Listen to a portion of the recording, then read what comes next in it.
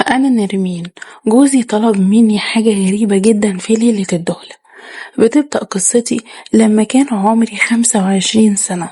أنا شكليا جميلة جدا، والحمد لله ربنا خلقني كده، لون شعري أسود وطويل وناعم، وكمان ربنا ميزني بخفة الدم، وده خلاني محبوبة جدا من اللي حواليا، والكل كان حاطط عينه عليا من زمان. يعني أنا من النوع اللي بحب أهزر وأضحك، يعني إنسانة مش كئيبة خالص، بالعكس إنسانة محبة للحياة كلها. وعايزة أقول لكم إن أنا في السن ده وأنا لسه أساسا ما اتجوزتش، كنت دايما برفض الجواز والعرسان بسبب الدراسة بتاعتي. كل حاجة في النهاية اسم ونصيب. وفي يوم من الأيام كنت بتمشى في محل ملابس كبير، وفجأة لقيت شاب جه وقرب مني، والشاب ده كان وسيم جدا.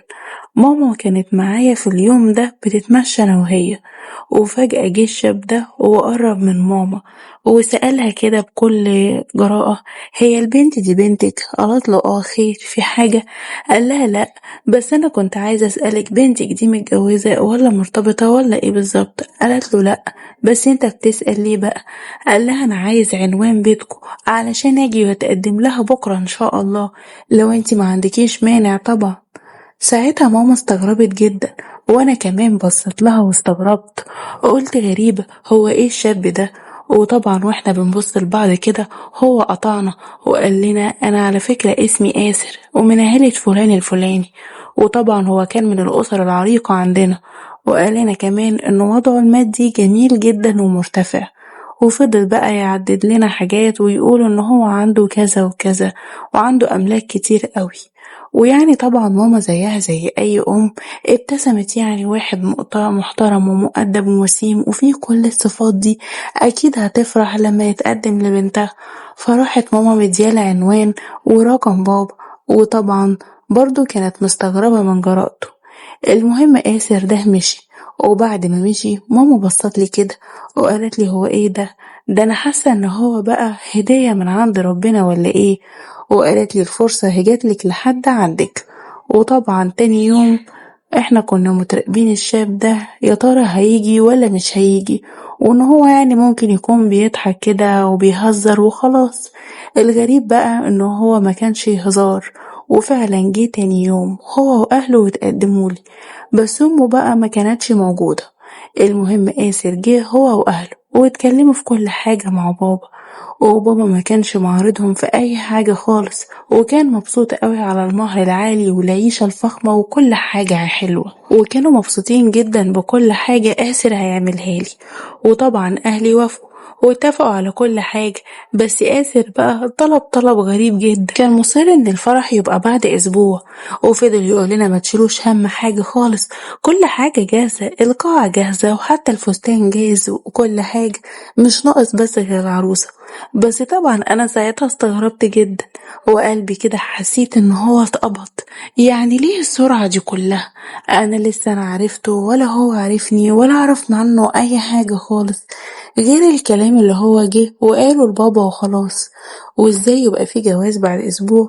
بس طبعا لما انا لقيت بابا عادي ومصر وماما كمان عادية، انا طبعا خلاص سمعت كلامهم واضطريت ان انا وافق، علشان هما كانوا شايفين ان الفرصة ما بتجيش غير مرة واحدة بس.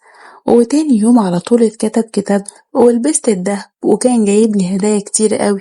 وتالت يوم بقى اخدني علشان نروح نشوف بيته، كان ساكن في فيلا فخمة قوي. عمري ما تخيلت ولا حلمت حتى ان انا في يوم من الايام هعيش في مكان خصوصا زي ده، لان انا اصلا من عيلة متوسطة الحال، يعني وضعنا المادي ما كانش قد كده ولا حتى الاجتماعي. وابو آسر بقى كان عنده شركات كتير، وكان عنده شركة اساس كبيرة قوي، بس اللي كان بيديره هو آسر ابنه. وعلشان كده ما استغربتش لما شفت الفخامة كل الأساس اللي كانت في البيت، وكان العز اللي في الفيلا دي يعني حاجة ولا في الخيال. وهنا بس شفت أمه لأول مرة وتعرفت عليها طبعا، هي رحبت بيا جامد وقالت لي تعالوا اتفضلوا، واخدتني جوه علشان اشوف بيتي اللي انا هسكن فيه ان شاء الله بعد ما اتجوز. طلعتنا الدور التاني في الفيلا وقالت لي هو ده المكان اللي انتي هتسكني فيه. الدور التاني بقى ده يا جماعة كأنه فيلا مصغرة، كل حاجة فيها متكاملة واللوحات وتحف وكل حاجة. طبعا انا عايزة اقول لكم ان بعد ما شفت المكان اللي انا هعيش فيه انا ما كنتش مصدقة نفسي. بعد بقى ما اتفرجنا وخلصنا رجعت بيتي وانا مش مصدقة خالص، وكنت فرحانة قوي، فرحانة فرحة عمري ما فرحتها بحياتي قبل كده. وكمان هعيش مع الشاب الوسيم اللي قدامي ده. طبعا كنت عايزة أفضل أحلم مع نفسي طول الليل كتير، بس طبعا للأسف ملحقتش أحلم خالص علشان اتشغلت بالتحضيرات بتاعة الفرح والحاجات. وطبعا انتوا عارفين العروسة ازاي بتتشغل في حاجات كتيرة قوي. وطبعا بعد أسبوع بالظبط لقيت نفسي عروسة الآسر. طبعا عملنا الفرح في فندق كبير قوي، وطلعنا من الفندق اللي كنا فيه فرحنا وروحنا على الفيلا بتاعتنا، ودخلت بيتي وجهزت نفسي الآسر. بس طبعا اتفاجئت بحاجة مش متوقعة نهائي. قرب مني آسر وقال لي أنا عايز أطلب منك طلب. وطبعا أنا بكل كسوف كده قلت له اتفضل. كنت ساعتها مكسوفة خالص ومرتبكة، وكنت مفكرة إن الحاجة اللي هيطلبها مني حاجة تانية. بس طبعا لقيته بيقول لي أنا عايز أنام وتصبحي على خير، وحط راسه على المخدة على طول ونام، وعمل كده كمان من غير حتى ما يسمع ردي وسابني ونام. طبعا أنا ما زعلتش في اليوم ده، عادي. أنا أخدت الموضوع بصدر رحب وقلت يمكن مثلا مرهق ولا حاجة النهاردة. فعلا النهاردة كان يوم متعب جدا وما اهتمتش بصراحة كتير. وتاني يوم بقى الصبح لما صحينا لقيت آسر ما صبحش عليا ولا حتى قالي صباح الخير ولا أي حاجة، ونزل تحت وقضى اليوم كله تحت مع أهله وسابني لوحدي فوق. ولما جه بالليل طلع ونام برضه زي اليوم الأولاني. أنا بصراحة اتضايقت قوي ودمي اتحرق وفضلت أعيط وأقول هو ليه بيعاملني كده؟ هو أنا فيا عيب ولا حاجة؟ طب ما يمكن هو عنده مشكلة، طب ليه ما صرحنيش من الأول لو هو عنده مشكلة؟ أكيد في مشكلة. وفضلت أكلم نفسي وأقول أدام هو استعجل على الجواز كده يبقى في حاجة مش طبيعية. واليوم التالت بقى نزل على شغله وتكرر نفس الحاجة اللي حصلت في اليوم الأولاني والتاني. ما كانش بيجي ناحيتي، حتى ما بيقوليش أي كلمة، وكأني غير موجودة أساسا في البيت. ماهوش شايفني. وبالرغم من إني كنت مكسورة ومتضايقة مرضتش إن أنا أسأله ولا حتى أقوله نص كلمة، وقلت له أي حاجة. وعدى أسبوع كامل وإحنا على نفس النظام ده، ما بنكلمش بعض نهائي. وبعد ما الأسبوع ده عدى ووصلت صور الفرح بتاعتنا وشريط الفيديو بتاع الفرح، طلعت أخته الصغيرة علشان تجيبلي شريط الفرح والصور. ولقيتها قعدت معايا شوية وقالت لي أنا عايزة أتفرج على الفيديو بتاع الفرح، إيه رأيك نفتحه ونشغله ونتفرج عليه سوا؟ وشغلنا فعلا الشريط وقعدنا نتفرج مع بعض. بس في حاجة غريبة كده لفتت انتباهي وأنا بتفرج على الفيديو.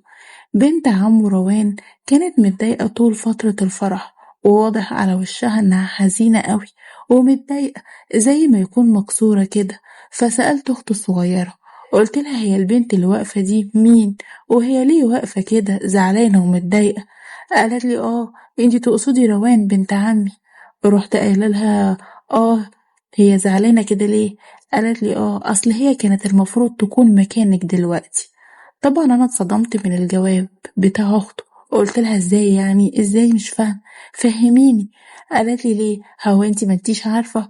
قلت لها لا والله انا ما اعرفش حاجه، يا ريت تفهميني ايه اللي حصل. سكتت كده شويه وبعدين انا بقى اصريت عليها وضغطت عليها علشان تقولي. قالت لي طب اسمعي انا هقولك بس اوعديني انك ما تقوليش لحد واعملي نفسك ولا كانك عارفه حاجه. قلت لها بوعدك ان انا مش هجيب سيره لحد. قالت لي هقولك آسر وروان كانوا بيحبوا بعض قوي من وهم صغيرين، ولما كبروا اتخطبوا لبعض، وقبل الفرح بأسبوعين اختلفوا على موضوع تافه قوي. فروان بنت عمه قالت له في لحظة غضب إن هي مش عايزة تتجوزه، وهو طبعا اتضايق من الكلمة دي.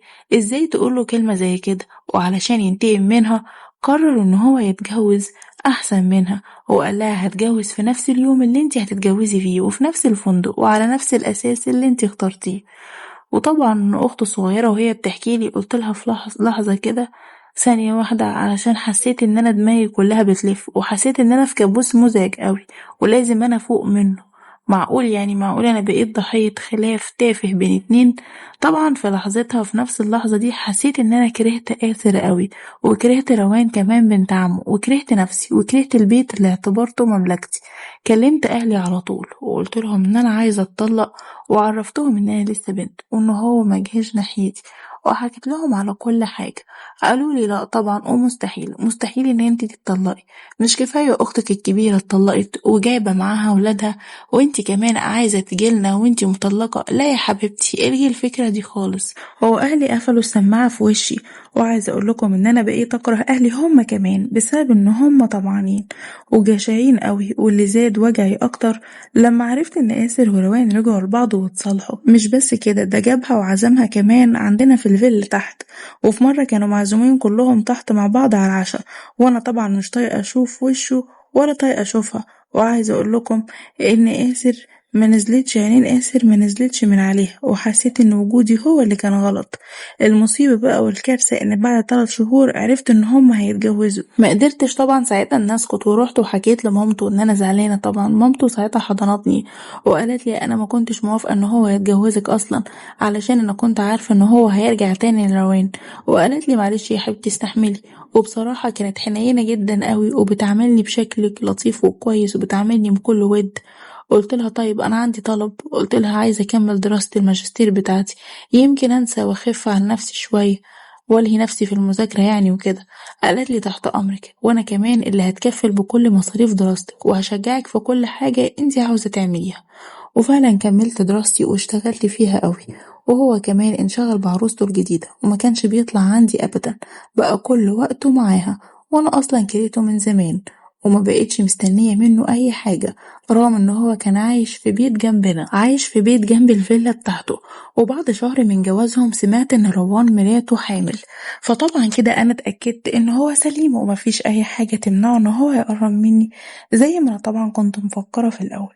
بس بالرغم من كده انا لا اتفاجئت ولا اهتميت، كان كل اهتمامي ان انا اركز على دراستي وخلاص. ومرت الايام وطبعا جه ميعاد ولادة مراته روان، والكل راح المستشفى وانا فضلت لوحدي في البيت. وطبعا مراته ولدت، بس للأسف هي ملحقتش تشوف بنتها وماتت فورا. وبدل الفرحة اللي كانوا بيستنوها اتحول لحزن دخل البيت كله. انا طبعا لا فرحت ولا حزنت، علشان ما كانش في حاجة اصلا فارقة معايا، وكأن انا كنت عايشة في عالم لوحدي، عالم كله كآبة وحزن مفيهوش اي نوع من الابتسامة ولا الامل.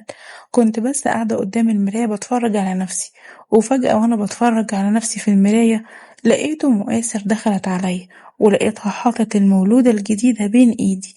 حاولت ان انا ارجعها لها واقول لها خديها مش عايزاها. قالت لي حرام عليكي، دي الطفلة دي بقت يتيمة وما عادش عندها ام خالص.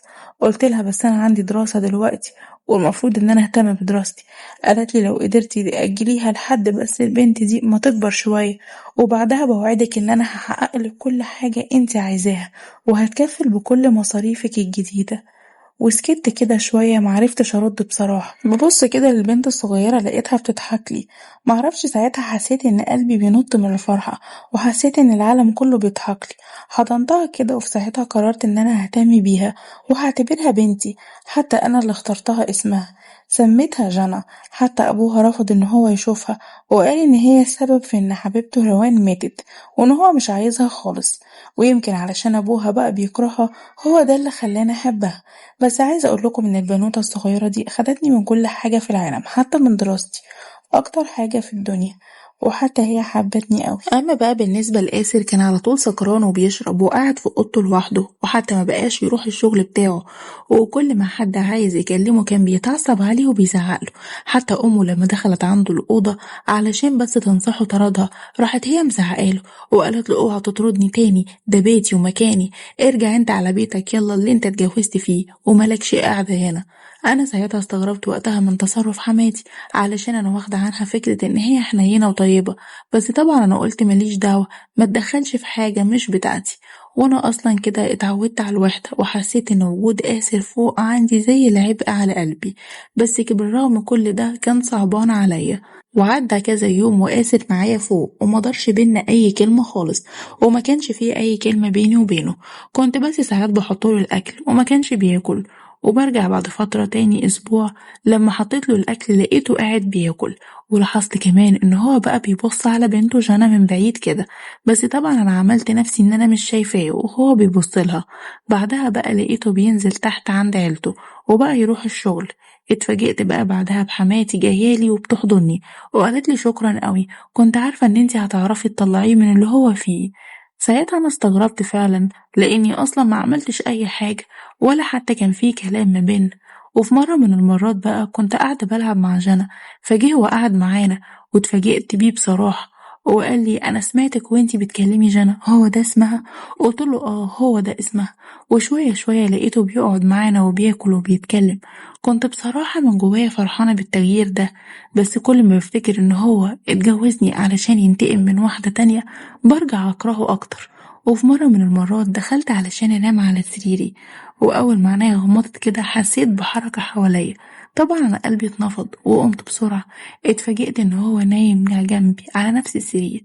رحت شايلة جانا الصغيرة ورحت رايحة نايمة في أوضة تانية، راح جاي ورايا على نفس السرير في الأوضة التانية. قلت له لو سمحت اطلع بره، أنا ما اتعودتش أبدا إن أنا أنام مع حد غريب. قال لي حد غريب إيه، ده أنا جوزك. قلت له أنت جوزي على الورق بس، لكن أنت واحد استغلالي وأناني، أنت اتجوزتني علشان تنتقم من قريبتك. وطبعا قعدت أحكي له كل اللي حصل وكل اللي كان متخبي في قلبي، ما خليتش حاجة في قلبي إلا وحكيتها له.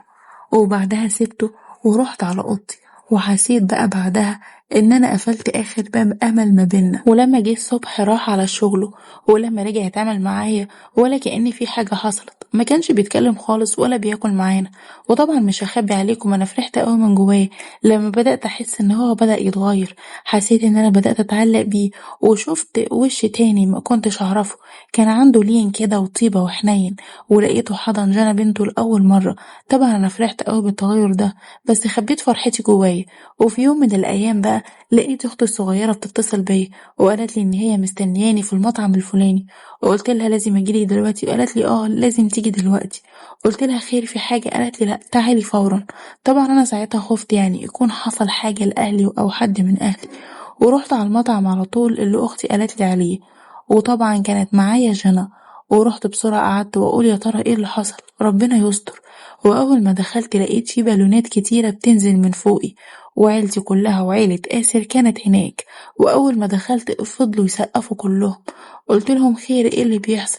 اتفاجئت بحماتي أم آسر جت وخدت جنى مني، وفي نفس اللحظة جه آسر وقف قدامي وركع على ركبته وفي ايده خاتم، وقال لي وهو بيبتسم تتجوزيني.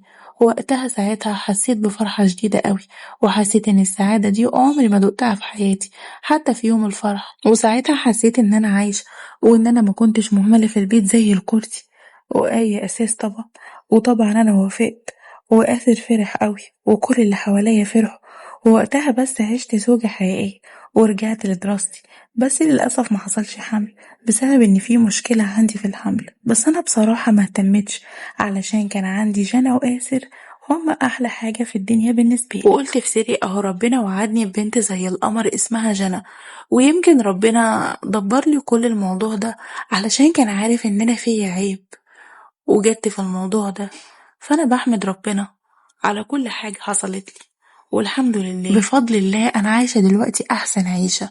وبعد ما صبرت الفترة دي كلها الحمد لله ربنا جبرني في الآخر وعوضني عن كل اللي مريت بيه. ودي كانت حكايتي النهاردة.